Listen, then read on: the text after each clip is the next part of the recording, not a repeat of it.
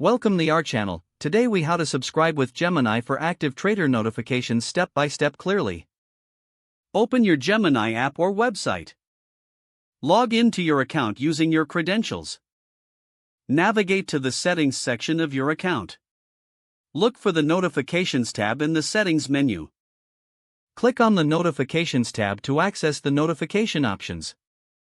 Find the option for active trader notifications. Enable the active trader notifications by toggling the switch on. Choose your preferred method of receiving notifications. You may opt for email, push notifications, or SMS. If you choose email, enter your preferred email address. If you select push notifications, ensure that they are enabled on your device. For SMS, enter your mobile number and confirm it. Review your choices to ensure they are correct.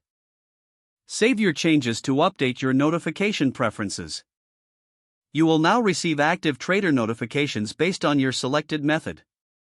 Check your notifications regularly to stay updated on market movements.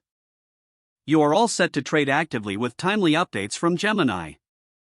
If the page does not load, refresh the browser or try again in a private or incognito window. Make sure you are using the correct email address, then retype it carefully to avoid small typos.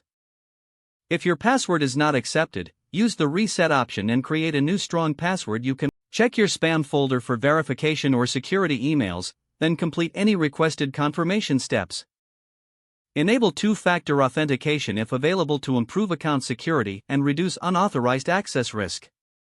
After signing in, review your profile details so your contact information and settings are accurate and current. If you see an error message, note it down and try again after restarting your device and internet connection. Log out when you finish, especially on shared devices, to keep your account and payment information secure. If the page does not load, refresh the browser or try again in a private or incognito window. Make sure you are using the correct email address, then retype it carefully to avoid small typos. If your password is not accepted, use the reset option and create a new strong password you can remember. Don't forget to like this video and subscribe to our channel for more step-by-step tech guides.